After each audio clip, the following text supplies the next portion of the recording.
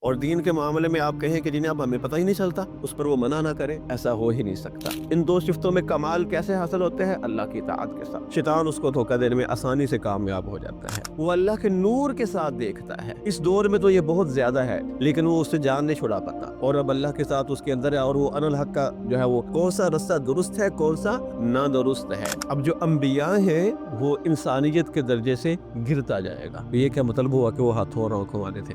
اور صوفی لوگ اس کو بہت زیادہ کوٹ کرتے ہیں، حق کے پیچھے اس انداز سے چلے۔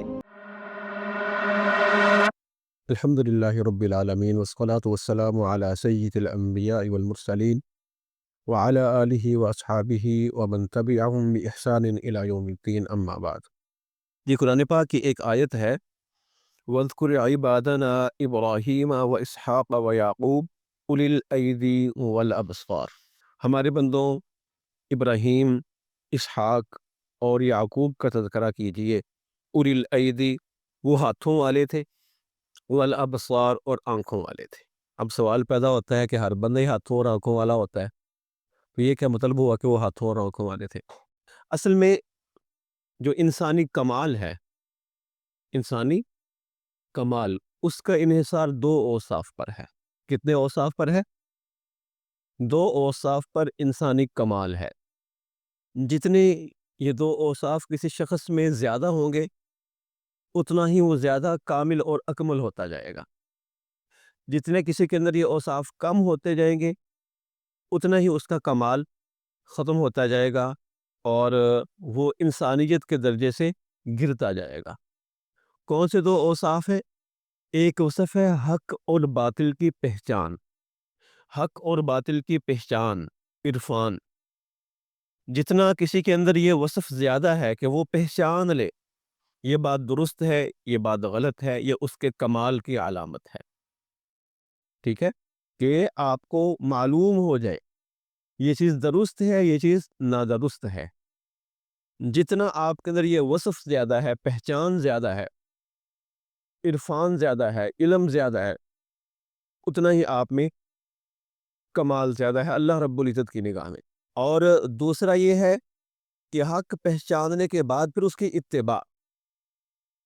اتباع کے اندر صرف اتنا ہی نہیں کہ آپ اس کو مانیں، بلکہ لوگوں سے بھی منوائیں۔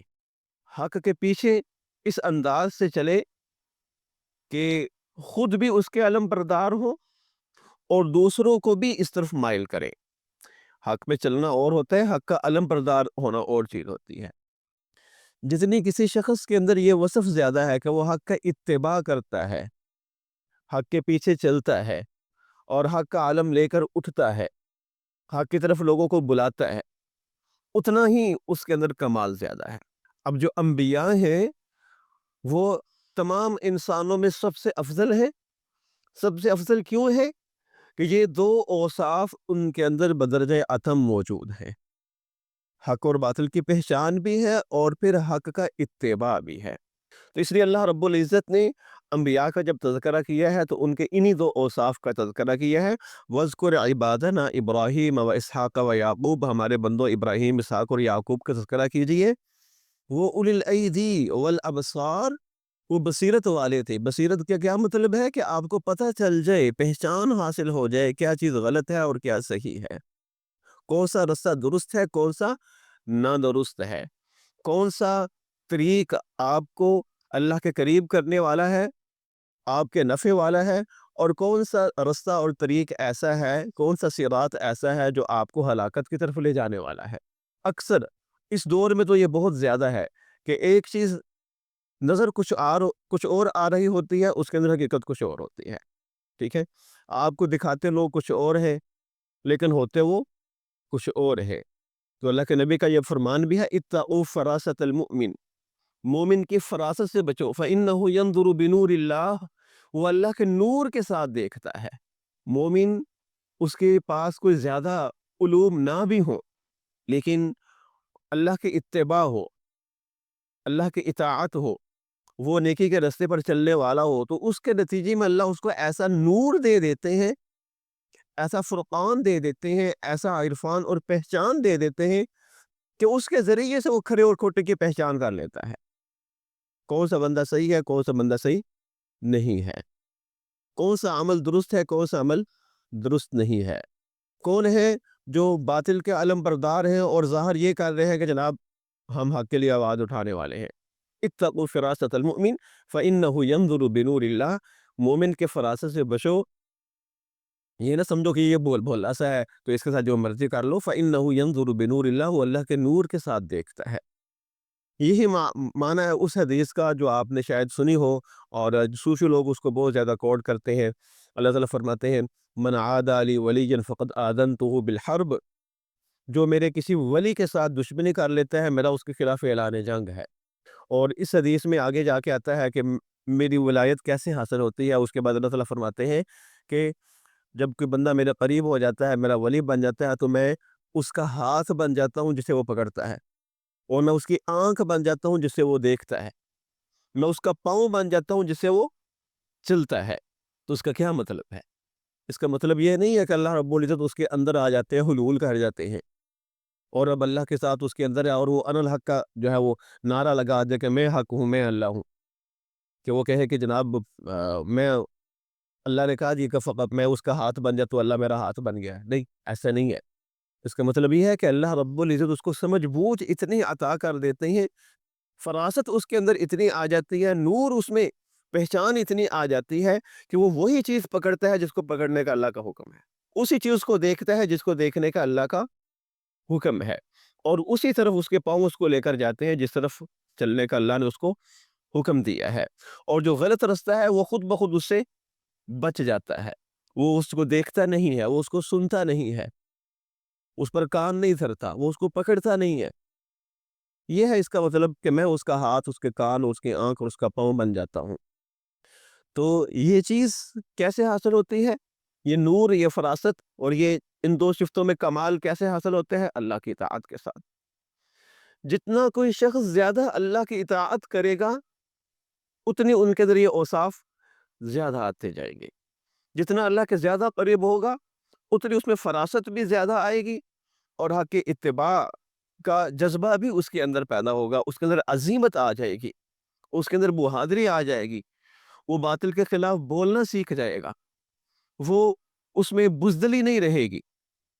اور جتنا کوئی انسان گناہ کے رستے پر چلتا ہے، جو کہ امام صاحب کا اس چیز کو یہاں بیان کرنے کا مقصود ہے، اتنا ہی پھر اس کے جو بصیرت ہے وہ ختم ہوتی چلی جاتی ہے۔ دیکھنے میں تو وہ دیکھ رہا ہے، اس کی آنکھیں، اس کی بینائی موجود ہے، لیکن یہ آنکھوں کی بینائی ہے، دل کی بینائی نہیں ہے، وہ دھوکہ کھا جاتا ہے۔ شیطان اس کو دھوکہ دینے میں آسانی سے کامیاب ہو جاتا ہے، پھر اس کے اندر بزدلی آ جاتی ہے۔ وہ اس کو اگر پتہ چل بھی جائے یہ رستہ حق کا ہے، تو بعض اوقات اس پر چلنا بھی چاہے تو چل نہیں پاتا، قوت ارادے ختم ہے، عزم ختم ہے، ارادہ جو ہے وہ اس کو مضبوط نہیں کر پاتا، عزیمت نہیں ہے۔ لوگوں کو اس رستے پر چلانا تو دور کی بات ہے، وہ خود بھی نہیں چل پاتا۔ کیوں؟ گناہ کی وجہ سے، معصیت کی وجہ سے۔ یہ اس نور کو بجھا دیتا ہے۔ جو بصیرت والی بات ہے نا، جو اللہ تعالیٰ نے یہاں بیان کی ہے، اولی الایدی والابصار، وہ آنکھوں والے تھے، وہ آنکھ جو اللہ کے مطلوب ہے وہ اس کے پاس نہیں رہتی۔ اس کا دل اس چیز کو دیکھنے کو پھر کرتا ہے جو اللہ کے نافرمانی والی ہے، اور اگر وہ چاہے بھی، پتہ چل بھی گا کہ یہ گناہ کا کام ہے، اور اس کو بتا بھی دیا گیا کہ جناب اس رستے پر چلو گے، اس چیز کو دیکھو گے، یہ والی لذت حاصل کرو گے، تو آخرت کی جو دائمی لذت ہے اس سے محروم ہو جاؤ گے۔ اس کو یقین بھی ہو جاتا ہے، ہاں واقعی یار بات تو صحیح ہے کہ میں اپنا آخرت کا جو ہے وہ گھاٹا اٹھا رہا ہوں، لیکن وہ اس سے جان نہیں چھڑا پاتا۔ اس کو چین نہیں آتا جب تک وہ اس برائی کو دیکھ نہ لے، اس کو اس وقت تک سکون نہیں ملتا جب اس غلط چیز کو پکڑ نہ لے، جب تک اس گناہ کے رستے پر چل نہ پڑے۔ کیوں؟ وہ قوت ارادی نہیں رہی، گناہ کی وجہ سے، معصیت کی وجہ سے۔ جیسے جیسے انسان معصیت کی دلدل میں درستہ چلا جاتا ہے، اتنا اتنا اس سے بھی اول تو فراست ہی ختم ہو جاتی ہے نا، پتہ ہی نہیں چلتا، یہ اندھیرا ہو گیا، اس کو پتہ ہی نہیں ہے کہ میں نے کدھر جانا ہے، کدھر نہیں جانا۔ تشکیک اس کے اندر آ جاتی ہے، شک آ جاتا ہے، وہ اللہ تعالیٰ کی ذات کے بارے میں شک کرنے لگ جائے گا، پتہ نہیں کوئی اللہ ہے یا نہیں، ایسے مولوی ڈراتے رہتے ہیں جنت جہنم کے باتیں، پتہ نہیں اس کے کیا حیثیت ہے، وہ متردد ہے، شک کے اندر ہے، اور ایک درجہ وہ بھی آتا ہے کہ وہ کلیتاً انکار کر دیتا ہے۔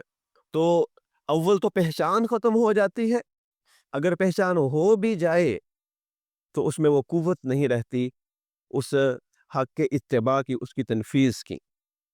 تو یہ دو کمال کے اوصاف ہے جو انسانیت کا کمال اس چیز کے اندر ہے کہ اس میں فراست موجود ہو اور حق کا اتباع موجود ہو، اور یہ اللہ تعالیٰ کی اطاعت سے ملتا ہے۔ جو انسان گناہ کی طرف بڑھتا ہے تو اس سے فراست بھی ختم ہوتی ہے اور اس کی قوت اور طاقت بھی ختم ہوتی چلی جاتی ہے۔ انبیاء کے اندر یہ چیز بدرجہ اتم تھی، یہی وجہ ہے کہ وہ پہچان بھی لیتے تھے اور اس کے بعد پھر حق کے علم بردار بھی بنتے تھے، اس انداز سے کہ ممکن ہی نہیں ہے کہ کسی نبی کے سامنے غلط کام کیا جائے اس پر انکار نہ کرے وہ۔ حتیٰ کہ آپ جانتے ہیں کہ اگر نبی کے سامنے کوئی کام کیا جائے اور نبی اس پر انکار نہ کرے تو وہ حجت بن جاتا ہے، وہ حدیث بن جاتی ہے، حالانکہ نبی تو بولا ہی نہیں ہے، نہ اس نے وہ کام کیا ہے، نہ ہی وہ بولا ہے، نہ ہی اس کے بارے میں کہا ہے، نہ اس کی تصدیق کی ہے، لیکن انبیاء کے اندر یہ کمال کی صفت اس انداز سے آ جاتی ہے کہ ممکن ہی نہیں ہے کہ نبی کے سامنے غلط کام کیا جائے اور اس پر وہ ٹوکے نہ، اس پر وہ منع نہ کرے، ایسا ہو ہی نہیں سکتا۔ تو جتنا کسی شخص کے اندر یہ وصف زیادہ ہے حق کی پہچان کا اور پھر حق کی اتباع کا اور حق کے لیے تڑپ کا، اتنا ہی اس کے اندر کمال ہے، اور جتنا یہ وصف کم ہے کہ جناب آپ کہیں کہ ہمیں مولویوں نے ایسے گمراہ کیا ہوا ہے، کوئی کچھ کہتا ہے کوئی کچھ کہتا ہے، پتہ ہی نہیں چلتا کون حق پر ہے کون باطل ہے، کس کے مانے کس کے نہ مانے، تو یہ اس چیز کی علامت ہے کہ آپ کے پاس فراست نہیں ہے۔ تو آپ کو گناہ کے رستے کو چھوڑنے کی ضرورت ہے، اللہ کی اطاعت کے رستے پر چلنے کی ضرورت ہے، تاکہ پتہ چل سکے کہ کون بندہ بات غلط کر رہا ہے کون صحیح کر رہا ہے۔ آپ میں اللہ رب العزت نے عقل رکھی ہوئی ہے تو وہ ختم اگر ہو گئی ہے، وہ فراست نہیں رہی، پہچان نہیں کر پا رہے حق اور باطل کی، صحیح اور غلط کی، دنیا کے معاملے میں آپ کی نظر بہت تیز ہے، ہر چیز کا پتہ چل جاتا ہے۔ آپ کہتے ہیں کہ جناب میں کسی کے باڈی لینگویج کو دیکھ کر ہی اندازہ کر لیتا ہوں کہ یہ فراڈیہ ہے یا صحیح بندہ ہے، ٹھیک ہے؟ تو جب کسی سے ڈیل کرنی ہوتی ہے اس کے باتوں سے آپ اندازہ کر لیتے ہیں، دور سے کسی چیز کو دیکھ کر پہچان لیتے ہیں کہ جعلی ہے کہ اصلی ہے۔ دنیا کے معاملے میں یہ ہے، اور دین کے معاملے میں آپ کہیں کہ جناب ہمیں پتہ ہی نہیں چلتا، یہ مولوی صاحب کچھ اور کہہ رہی ہے، وہ مولوی صاحب کچھ اور کہہ رہی ہے، اب کس کی مانے کس کی نہ مانے، پتہ نہیں کون درست ہے کون غلط ہے۔ اس کا مطلب کیا ہے؟ اگر نہیں پتہ چل رہا، فراست نہیں ہے۔ فراست کیوں نہیں ہے؟ یہ اللہ تعالیٰ کی نافرمانی کی بنا پر۔